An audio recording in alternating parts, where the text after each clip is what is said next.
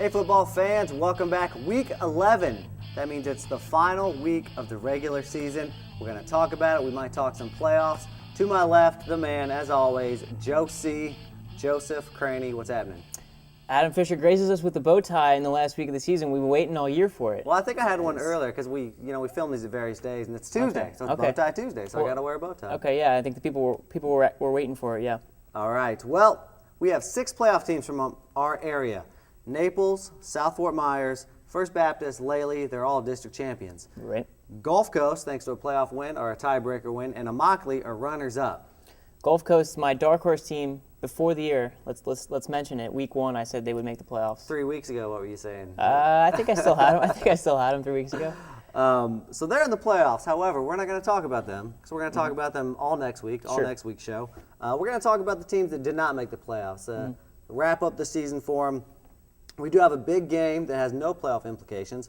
Golden Gate at Palmetto Ridge, the battle for the gate. And this is your first one, but you know a lot about it because you're doing a story on it. Yeah, I know a little about it. I know it's 10 years old. This is the 10-year anniversary.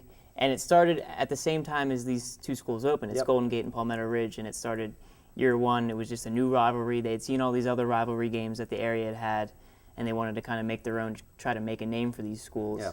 And I think it'll be a good game. I think Golden Gate probably has the edge. They've been a pretty decent team in 5A all year. Tough luck in district play, but I think they're probably one of the 5 best teams in the area, maybe. Yeah, and Golden Gate, they're feeling good. They got a win over Gulf Coast last week. Yeah. And they're 5-4, so they're playing for a winning record. Last season was the first time ever Golden Gate's had a winning record, and that was their 10th season. Yeah. However, they missed the playoffs. Same exact thing this year. They could finish 6-4 and miss the playoffs. Palmetto Ridge, they were very, very dejected after that tiebreaker loss to Barron Collier, so I think you got to like the Titans. We got Lely at Barron Collier. Lely, of course, is a playoff team. Barron Collier, a team that, again, lost in a tiebreaker this week, and what do you expect from them? How will they finish the season? Yeah, interesting story with them, right? They lost 5 games in a row, and then they come back in district play. They roll up on Gulf Coast. It looked like they were going to win that tiebreaker last night. And it was kind of like a microcosm of their whole season. They made way too many mistakes, even in a brief game, in a one-quarter game, and then a few overtimes. They turned the ball over. They were botching punts. So, I mean, all their mistakes kind of caught up with them on Monday. But, yeah, I mean, if Lely plays their players like I expect them to, I think it'll be all Trojans in that one.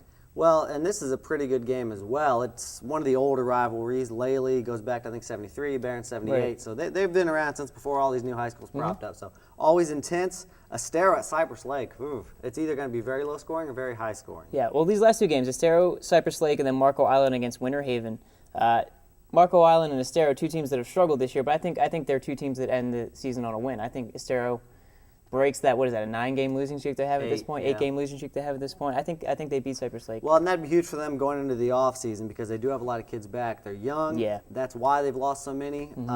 Marco Island, they've already set a school record for wins in a season. It's only their 3rd season, but 3 wins to finish 4-5 or 4-6. I mean, that'd be fantastic for a 3rd-year program. So we've got some other games. Immokalee at South Fort Myers. First Baptist is at home.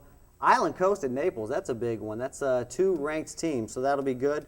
Community School continues they're in the constellation of that playoff there. So, but again, those are all playoff teams. We'll talk about them next week. Come back Friday night to see. Check us next week when we'll do a playoff preview show. We'll have all the preview stories for every playoff game, and we'll see you then.